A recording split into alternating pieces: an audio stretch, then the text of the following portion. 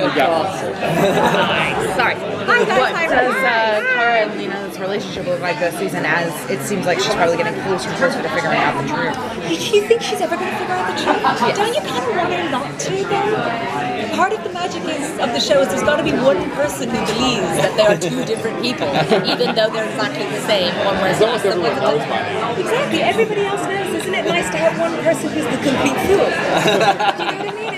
It's the magic of the comic book show, is that people don't know that Kara and Supergirl are the same person, and if everyone believes it, then how can you disbelieve it, if that makes sense? I kind of don't want to be the one to find that now. But is there at least a little bit of tension there, or a beginning of a divide between Lena and Supergirl, considering all that Supergirl sort of caused pain for her last year? I think more actually Lena feels more guilty because of what she did to Mel. So when it comes with her relationship with Kara, she's very worried that the fact that she played a part in sending Mel away has damaged her friendship with Kara. Because for Lena, the most important relationship she has at the moment is with her best friend, because her mother's gone, was crazy and disappointed her again. So her relationship with Kara is very important. And, her relationship with Supergirl is, I think, more of a respect and more of a, you are our savior and I think you're amazing. But it's a true friendship with Lena, with Kara. Guys, it's been such a long day. So, that's where it starts at season 3, but where it ends up, we got a whole load of episodes to figure it out, so it's going to change, it has to. So, if Lena ever found out Kara is Supergirl, how do you think she would react within the first half?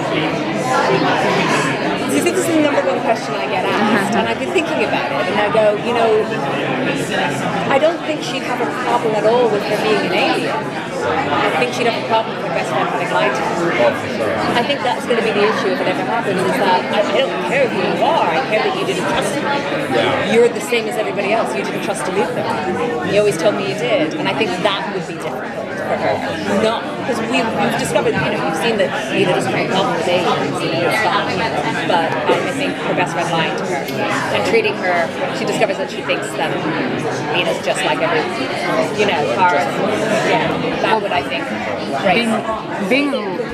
Are we going to continue to see that relationship? I love Brenda. I adore that. She makes me a better actor every time she's there, because you've got to step up your game when she's so good. So I hope she's going to come back. I don't know. But I also love that relationship. It's almost like Lucy and Charlie and the football and Peanuts. Do you know what I mean? She's like, oh, I'm Charlie, I'm going to believe this time that Mom, you really love me this time, and then every time, Mom being a Luthor, there's always that question of, is she going to go bad, is she not? But having helped them save, the world so many times, do you think there ever will be a point where, everyone's like, okay, she's good, we don't have to worry about it? No. Yeah. I think you are, I'm sort of cursed with being a Luthor. But in a way that kind of makes it interesting, because, you're not just one note, you're not just the good guy. The best characters are flawed, and the best characters are the bad guys with the hopes of redemption, and the heroes with the dark side.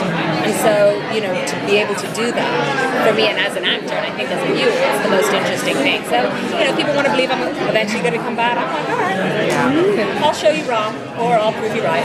It's rare to see a friendship like Kara and Lena's on television. What's your favorite part about that? About how supportive they are of each other. I mean, I know me and my best friend, I don't know about any of you, but if my best friend rang me up and was like, I murdered a puppy, I'd be like, puppy deserved it. You know what I mean? It's that kind of thing. It's that in their eyes they can do no wrong. And I think that you don't get that a lot in TV. You don't get the idea of proper females supporting each other, not being catty, not being bitchy, and not having any other agenda other than, I just want you to be okay. And I think that, for me, is the most important part of their relationship, is that it is about the other person just want you to be alright. And whatever I can do to do that, I'll hide the bodies, it's fine. Where do you want Nina to go from there? Oh no, I want her to be a benevolent dictator. She can rule the world, but she's very nice about it, all powerful, but, cute. Oh, perfect. Right from the episode 1 opener, there's an event that happens that is going to change how Lena is able to interact with the rest of the cast. So she was kind of But she was kind of separate and a separate storyline because, you know, she was in L Corp and everything like that. So there is going to be an evolution of how she is able to interact with everybody going on. So to see. I know you got to hear that so often when you're doing these table reads and these interviews that, you know, I only do it because of the cast. But I mean, I moved continents to do this show, and I couldn't have done it if I didn't know I'd be taken care of by Tyler, by everyone. So they are keeping me sane. I would love it if you would all watch season 3 of Supergirl on Warner. Thank you very much. We've got 8 guys in a boat.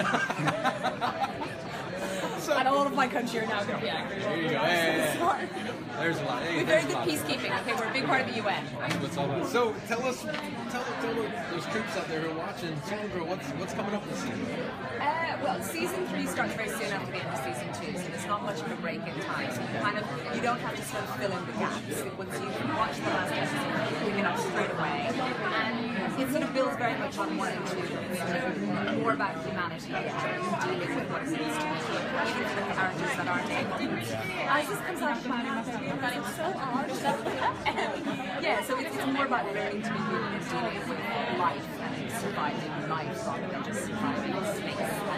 Well, what's it mean to know that, you know, this show with all this buzz and all the excitement here, it actually as a side product that it goes overseas to our men and women who are away from home and it gives them entertainment, enjoyment, and maybe a moment to relax.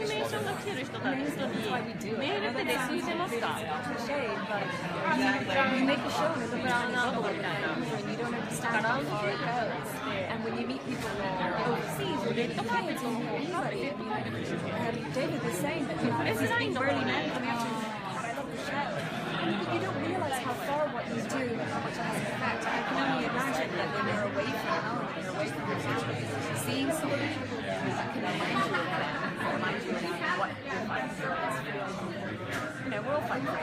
Wait, nope. Okay. Hey, if you could be in the military for just one day, what kind of job would you do? I want to be a fighter pilot. Boom. Only because I'm absolutely petrified of flying. And I figure if I'm in charge, then I can take the plane down whenever I want. That you get. Hey, last thing, introduce yourself and say hi to our audience out there, the men and women serving overseas. Give them a shout out. My name is Caitlin Grant. I play Lena Luke on Supergirl, and listen, I can't even imagine how amazing you guys are, so thank you. I play dress up for a living, so you guys are super heroes. Wonderful. Thank you so much. What a pleasure to meet you. Pleasure to meet you guys too. To be fair, usually I've done a lot of shows where there is a very obvious undertone in between 2 female characters, and for once I was like, it's not here. And, wow, Little did you know. Apparently. But we were talking about this the other day about it, and the great thing about what we do is, like any art, is anybody can read into it what they want and take from it. So you can see anything and take from it what you like, and that's what's great about this show, is that there are so many different ways to see everything, and if that's what you see in it, you know, take it away. That's it's you know, it's art. It's I didn't hear the question. What's coming up in season 3? What's coming up in season 3? Hello, how are you? Hello, you. What's up? Surprise. All right, we're going to start with you guys then, obviously. What question have we got? So, at what point, you know, did you know the turn that they were going to take with Alex this, you know, past season, you know, with her and Maggie? Like, did you know in season 1 that, you know, Alex I wasn't in season 1, so I had no clue. I was a fan, just like anyone else. So, and with season 2, I knew when I got the script, because when I first signed on to the show, I only signed for a couple of episodes, so I was just sort of coming in as a guest star, and I didn't really know what was going to happen, and I just sort of stayed quiet and hoped they wouldn't get rid of me, and here we are, season 3. So I found out the same way everybody else did almost when the script came out. I didn't have any forewarning, and I thought it was unexpected and so genius and so gently handled and so elegant and so on point, and it was brave. I mean, you would expect something like this in a show on HBO, Showtime, but to do it in this way with such a mass audience, I think was very kind and very brave. Is Lena the only person that doesn't know that Kara is Supergirl right now?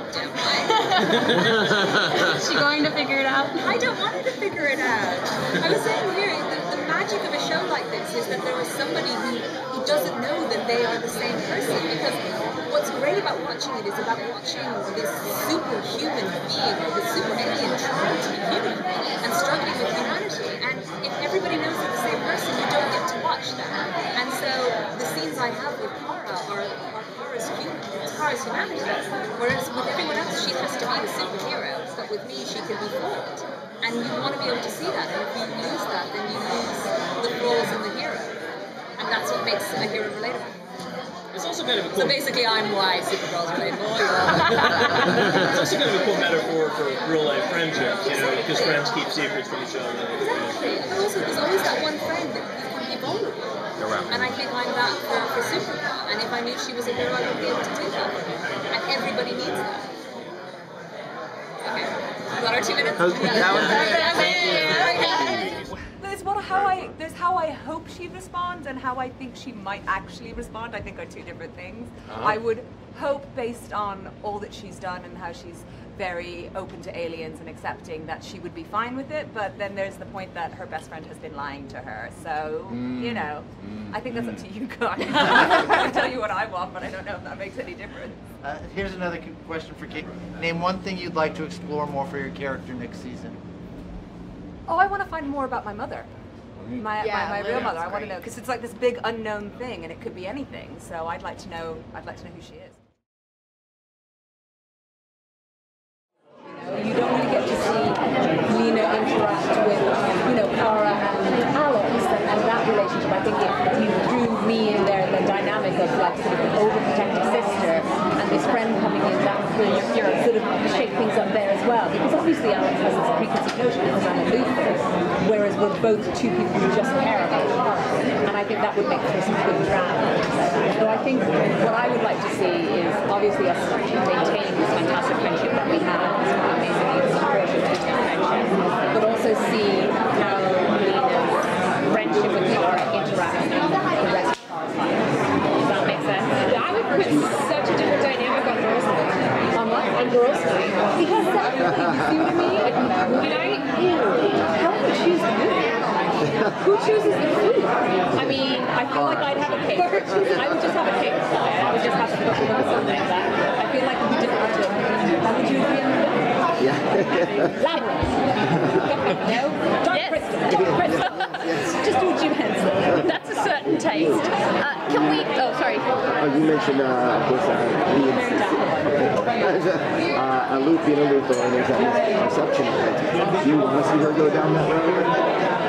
I want to know that there's always the chance that she will, because you want to play a character that has many different layers and many different talents, and just being the good guy, honestly, it's tiring and it's got to be boring to watch, because the best characters are those that are flawed.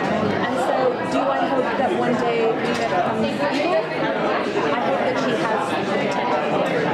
So it's as an audience, you want to know. So you're constantly surprised. These are brilliant and Can we? Can we if you don't end up with my haircut, you'll be good to go. Can we expect her to discover the day that that conversation happens? Before I got the role, I was like, I'm not going to make her shave my head. I don't think I could rock that one. I might give her. Can we expect her to discover Supergirl's identity this season, being on the fold of the people that know?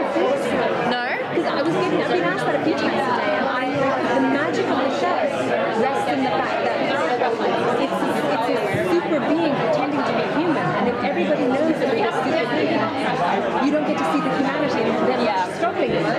So that's what makes it for great viewing, is that Kara gets to be vulnerable and not a hero when she's the leader. And if I know she's a superhero, then she loses that. She has to be that all the time. We've already seen, I'm sorry. I was going to say, we've already seen Superman on the series. You know, who is your dream casting for Lex Luthor now? I said this, right? Bruce Willis. Bruce Willis. How good would this be? Come on.